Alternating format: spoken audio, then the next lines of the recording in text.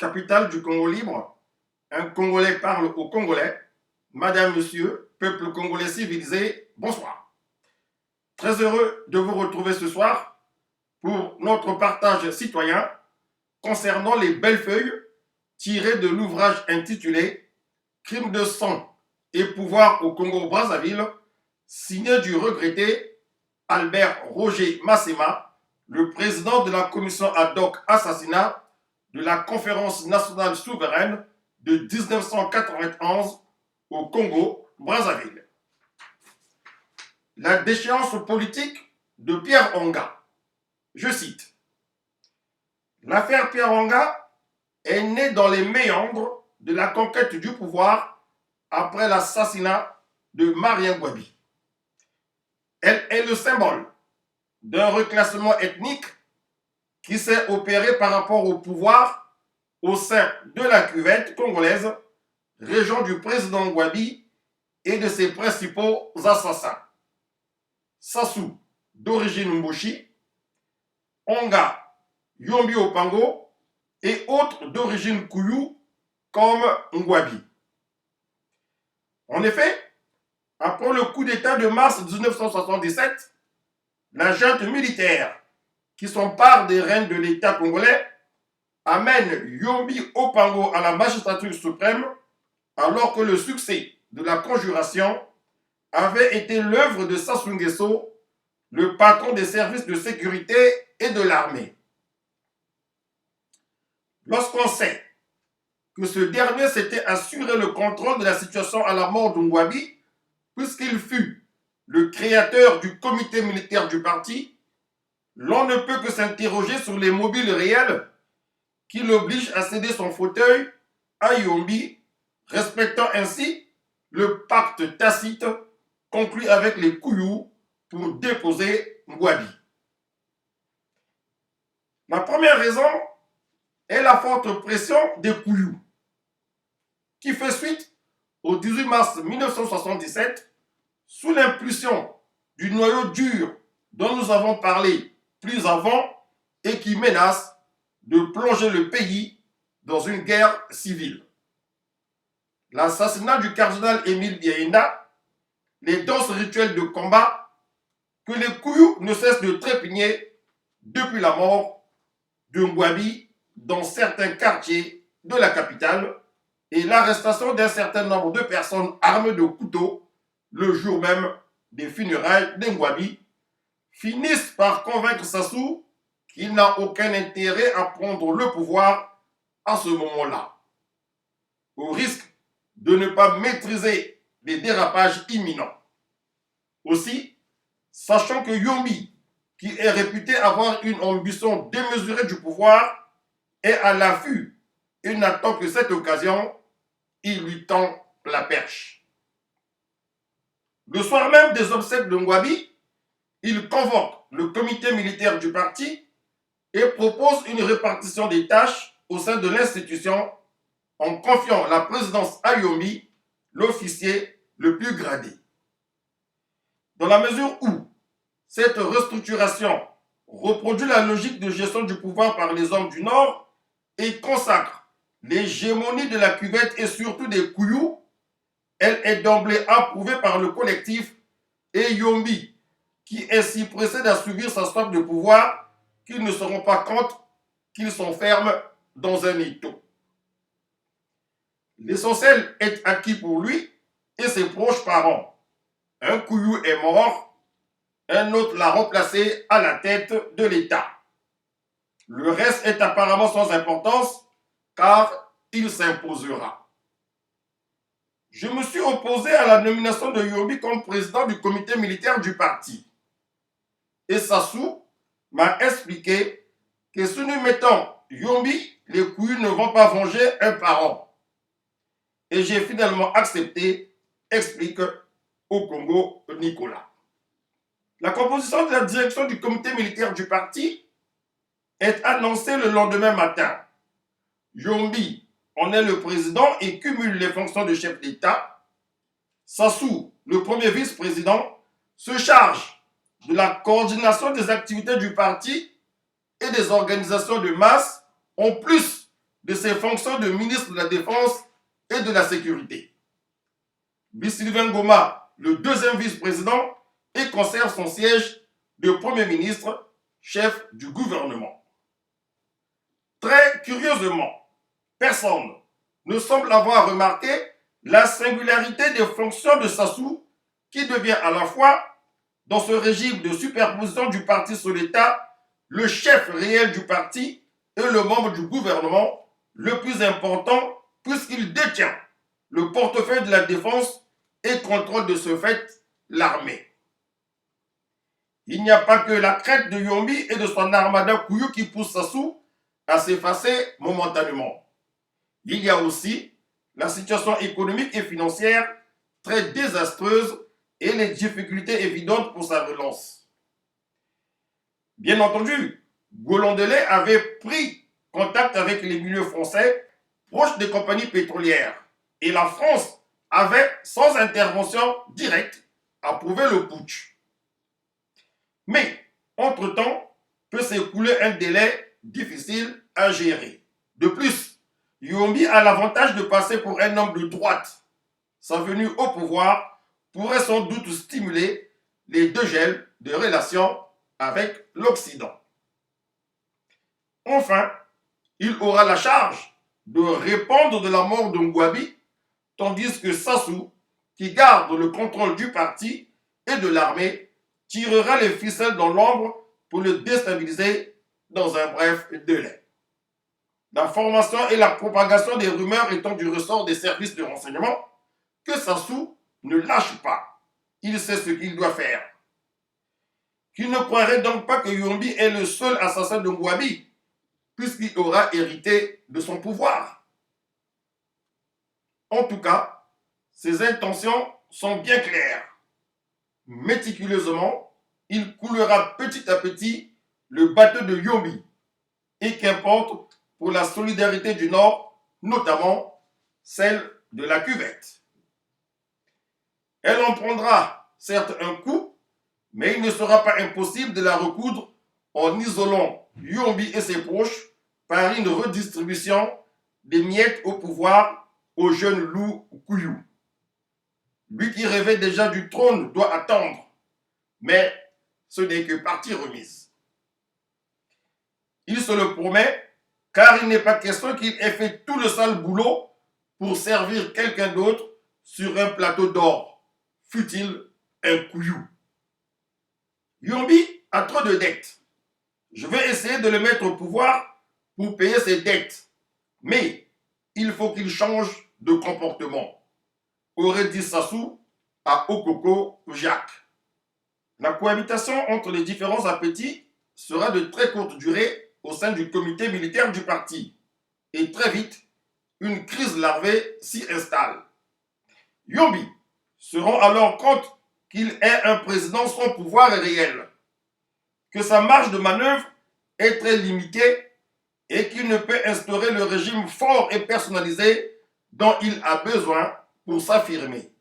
Non seulement le contrôle de la machine du parti, cette superstructure omniprésente et omnipuissante dans ce système politique inspiré des démocraties populaires, lui échappe, ce qui constitue un sérieux handicap, mais encore, Sassou s'ingénie à contrecarrer par tous les moyens dont il dispose toute entreprise tendant à renforcer la crédibilité et le pouvoir du chef de l'État. Nous avons initié un certain nombre de choses qui ont été boycottées par la machine du parti. L'homme que je suis s'est retrouvé piégé car il n'avait pas le contrôle du parti et des organisations de masse, a reconnu Yombi. Sassou contrôle en effet tout le parti, où il a nommé des hommes qui lui sont devenus proches et qu'il entretient régulièrement sous le couvert de ses attributions, mais en même temps l'État, par le jeu de la subordination du parti. L'on sait par exemple que dans ce pays, toutes les nominations de cadres passent par un accord préalable des organes du parti au sein d'une commission paritaire dite trilogie déterminante. Il lui suffit donc de manipuler les délégués des organes du parti à cette institution pour obtenir les placements que lui et ses partisans désirent ou rejeter ce qui leur semble porter ombrage. Au sein de l'armée, il préside le haut commandement et veille scrupuleusement à la nomination des chefs de corps. Il s'est acquis la fidélité de Ngolo, qui n'est pas de la cuvette, mais des plateaux, qui ne tient particulièrement pas à s'immiscer dans les contradictions internes au cadre d'une région. Sassou a vraiment la même mise sur tout. C'est ainsi qu'il s'oppose énergiquement à la demande instante de Pierre Anga qui exige, du fait de sa participation au coup d'État et en sa qualité de membre du comité militaire du parti, de disposer du commandement du groupement aéroporté, un corps d'élite en y ralliant facilement des voix, ce qui constitue la base d'un différend.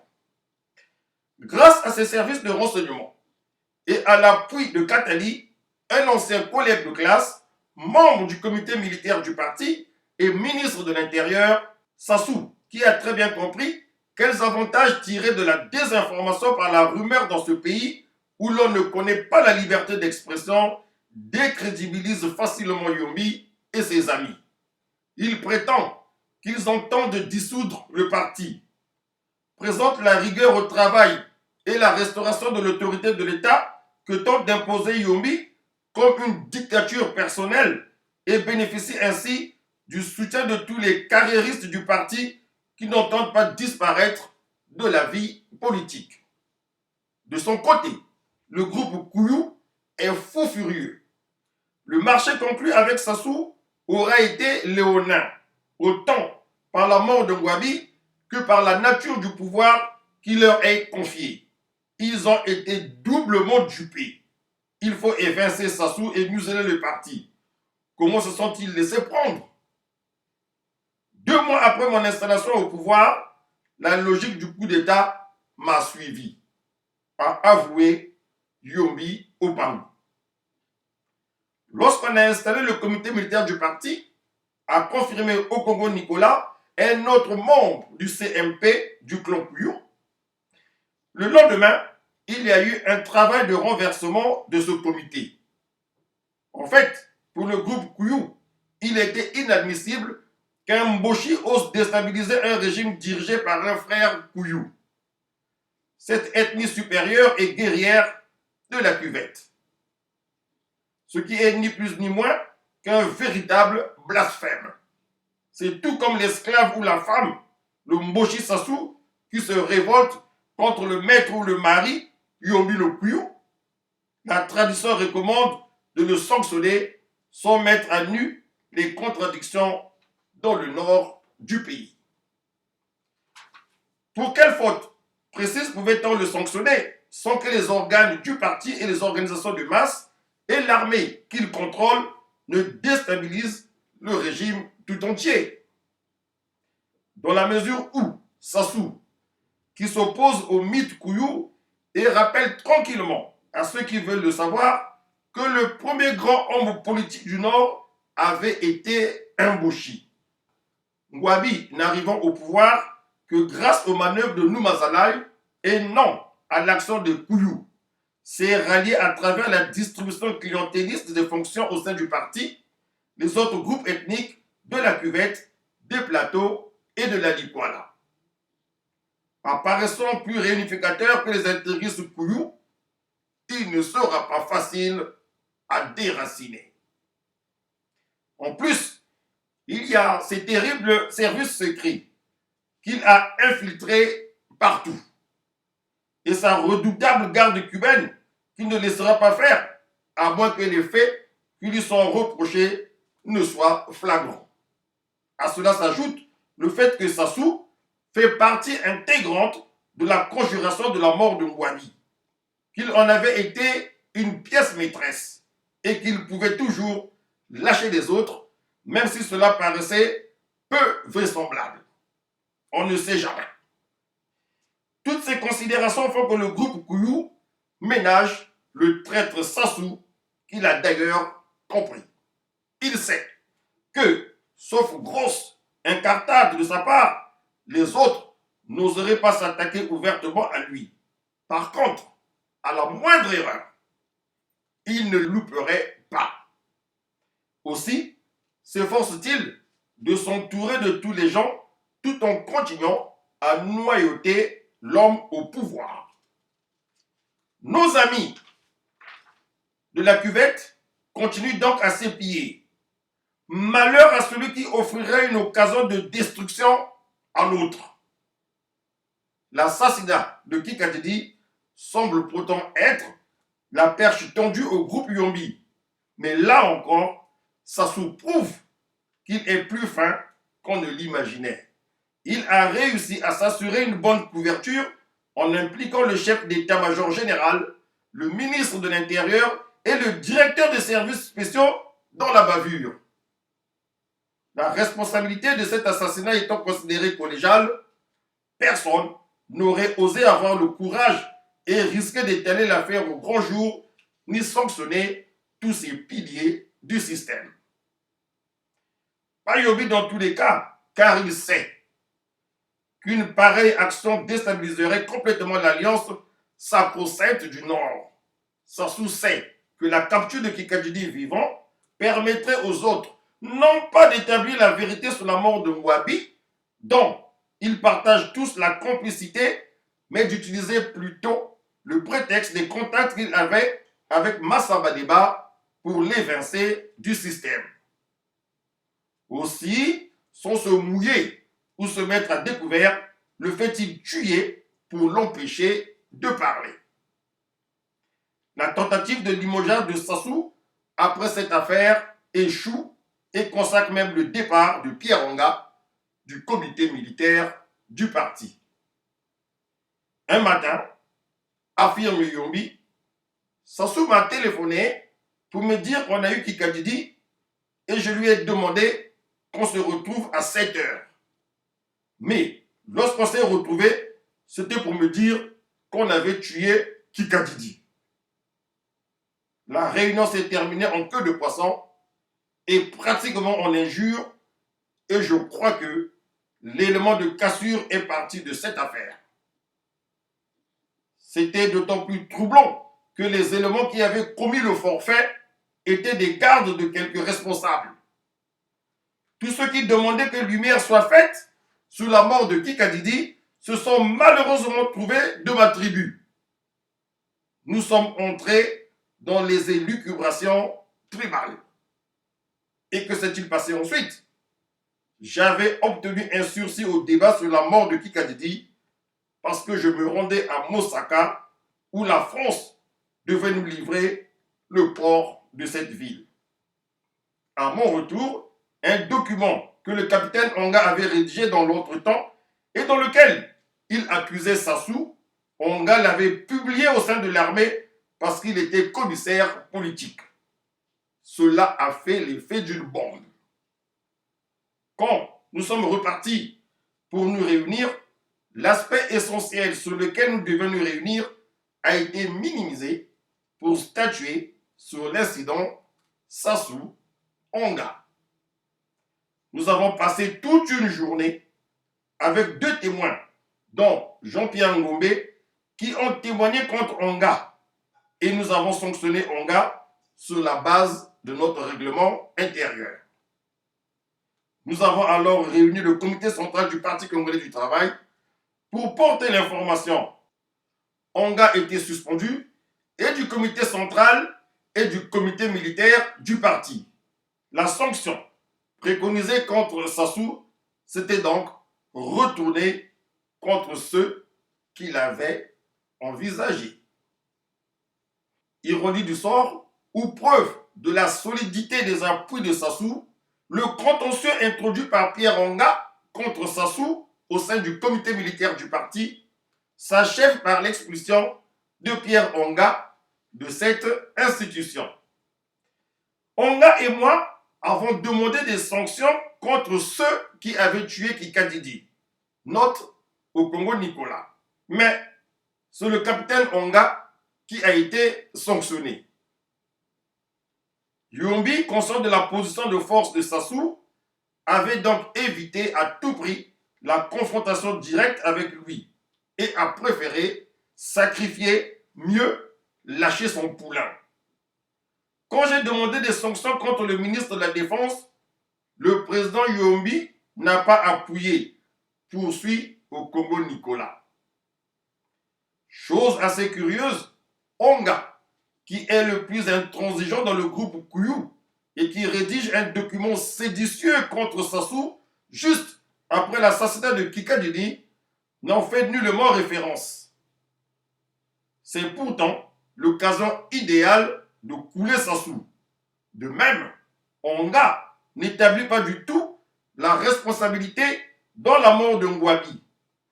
Pas plus d'ailleurs qu'il ne le fera plus tard lorsque l'antagonisme entre les deux hommes aura atteint le summum. En réalité, n'étant pas tous deux étrangers au crime, personne n'ose attaquer l'autre sur une affaire placée sous le sceau d'un pacte de silence.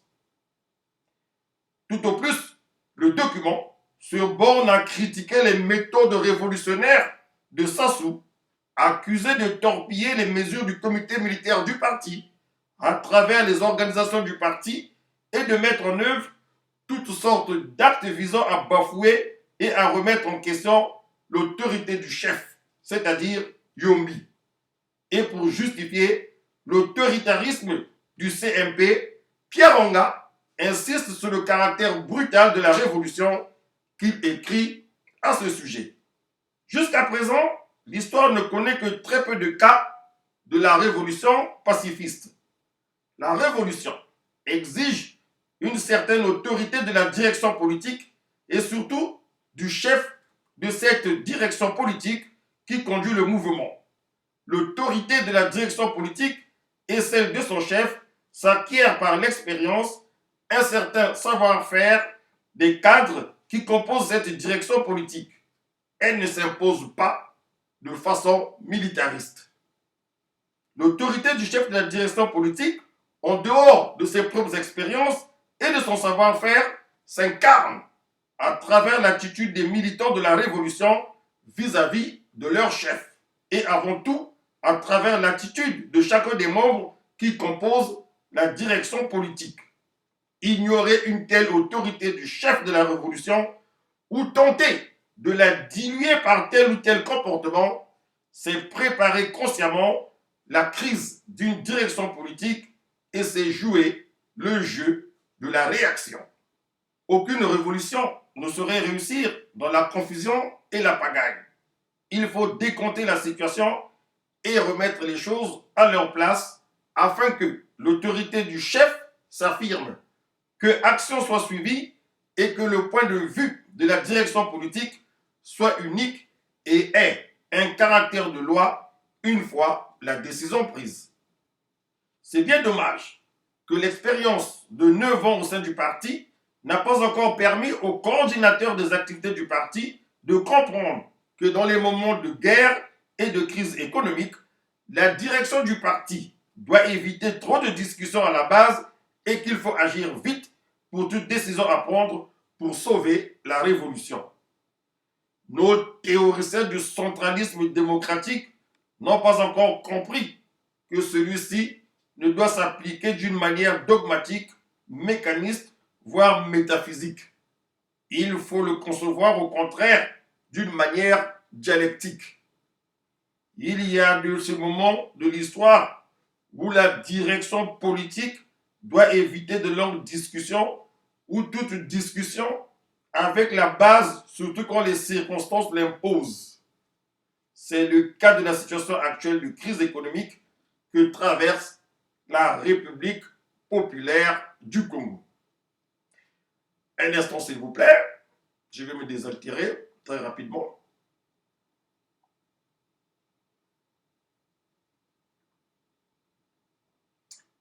Mais, arrêtons-nous encore de façon générale au parti.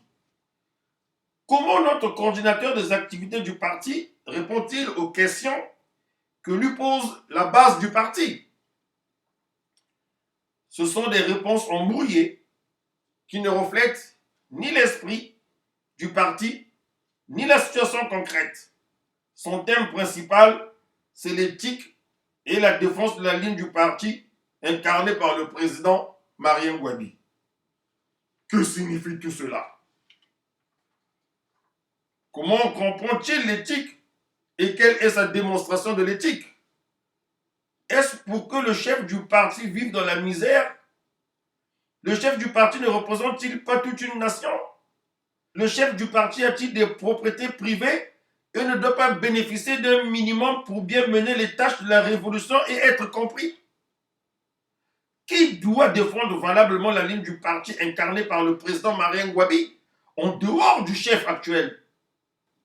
Quel sentiment veut-on donner aux militants? Quand on demande à notre coordinateur des activités du parti, pourquoi c'est le président du comité militaire du parti qui signe les cartes d'adhésion des membres du parti et non le coordinateur des activités du parti, il donne des réponses vagues, induisant les militants dans l'erreur. Des bataillons entiers qu'on recrute et personne ne dit mot. N'y a-t-il pas lieu de déterminer concrètement, scientifiquement, le nombre d'éléments devant assurer la garde de tel ou tel responsable de la direction politique, à l'exception du président? Sinon, comment expliquer le folklore qui, parallèlement à la garde du président, s'orchestre au niveau de la garde de notre coordinateur des activités pendant que des casernes manquent de troupes et que d'autres responsables de la direction politique ont du mal à renforcer, ne fût-ce qu'au minimum, leur système de sécurité? Quelle est cette notion du pouvoir? Y a-t-il une différence entre un déplacement du premier vice-président et celui du président, tant à l'intérieur qu'à l'extérieur? Tous les moyens de presse ne sont-ils pas utilisés pour transmettre et commenter le moindre geste du premier vice-président? Dans quel pays où une véritable révolution se fait, assistant à une telle confusion de rôles? La révolution n'a qu'un seul chef et les autres ne sont que des collaborateurs. Aucune action révolutionnaire ne pourra être menée à bien au niveau du parti s'il n'y a pas clarification par rapport à ces points.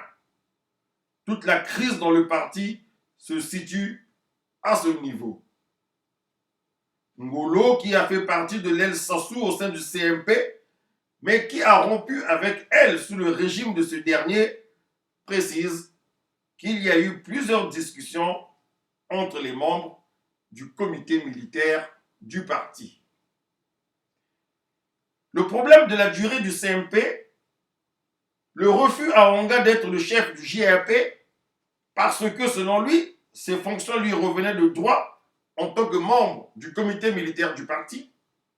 Le problème de la mort de Kikadidi, Mbia Martin, un autre du comité militaire du parti, proche du camp Yombi, et que la victoire de Sassou met à la retraite anticipée, on parle en quelques mots.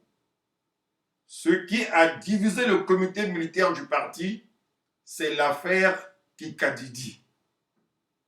Un camp n'était pas d'accord qu'on l'ait tué. L'autre a organisé volontairement son assassinat. C'est d'ailleurs celui-là qui est au pouvoir. À ces graves accusations, les amis de Yombi exigent des preuves qui ne viendront pas.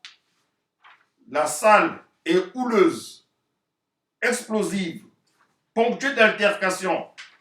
Pendant ce temps-là, le colonel Sassou, personnage central de cette réunion, reste silencieux. La réunion, qui a duré une partie de la journée du 5 février, est suspendue jusqu'au lendemain. Le lendemain 6 février, le comité central reprend ses travaux sur le même sujet dans une atmosphère encore plus tendue. Au dehors, autour du palais, les militants des organisations de masse et des foules d'élèves manifestent par des cris hostiles au chef de l'État. Yombi a tout volé, démission. Mais là encore, si Onga Pierre stigmatise très bien le fond du conflit qu'il oppose à Sassou comme étant interne à la cuvette, singulièrement entre Kouyou et Moshi, il ne dit rien sur la mort de Ngouabi et donne encore la preuve que ce dossier est bien clos. La crise au sein du comité militaire du parti est ouverte et on le voit bien à travers son fonctionnement. Les deux groupes se livrent une lutte implacable pour le pouvoir. Celle-ci sera la cause véritable de la rupture et non celle de la mort de Kikadidi, encore moins celle de Marie Ngouabi, dont il n'est même pas fait état. De cette rupture, les membres du comité militaire du parti en parlent eux-mêmes de manière différente. Fondamentalement, ce qui a divisé le CMP, affirme Florent Tiba, resté proche de Sassou jusqu'à la fin de son règne, c'était le retour au fonctionnement normal des institutions. Toutes ces versions confirment bien que les causes de la rupture au sein du comité militaire du parti étaient plus profondes qu'on ne le laisse croire. Rupture qui est consommée par l'exclusion de Onga du comité militaire du parti. Cette lutte d'influence s'achèvera par la victoire de Sassou ou de son rival le 5 février 1979. Non seulement Sassou a réussi à réunir autour de lui toutes les tendances carriéristes du parti à travers certaines personnalités, mais aussi s'appuyant sur le mécontentement généralisé en raison des retards de salaire, lance son assaut pour le pouvoir et soumet au sein du comité militaire du parti la question du retour au fonctionnement normal des institutions, c'est-à-dire la réhabilitation du comité central du parti mise en veilleuse par lui-même juste après la mort de Ngouabi. Véritable vermine, Sassou sait que Yombi opposera une résistance à cette idée, que celle-ci renforcera la détérioration de son image auprès des militants. Mais il sait aussi que sous la pression populaire, Yombi cédera et fait donc organiser meeting par-ci, marche par-là pour exiger la restauration des pleins pouvoirs du parti. Finalement, son plan marche. Sassou est vraiment un fait digné. Yombi, à qui il fait miroiter la réintégration au comité central et qui espère alors en prendre légitimement la tête, cède et signe l'acte du décès du comité militaire du parti en convoquant une session extraordinaire du comité central du parti le 5 février 1979. C'est le coup de théâtre.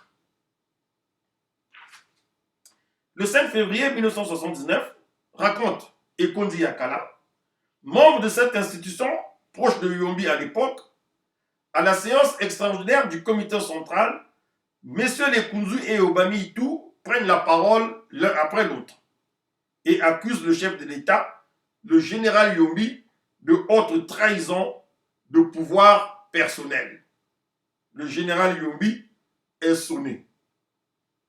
Dès cet instant, on voit clairement qu'un noyau dur contrôlant les forces de sécurité de l'armée se lance à présent à l'assaut du pouvoir.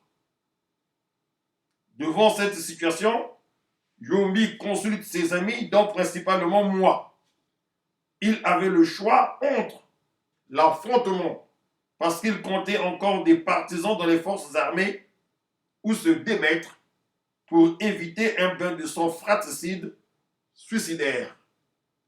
Il choisit la dernière solution. Le 7 février 1979, le général Yombi décide de démissionner.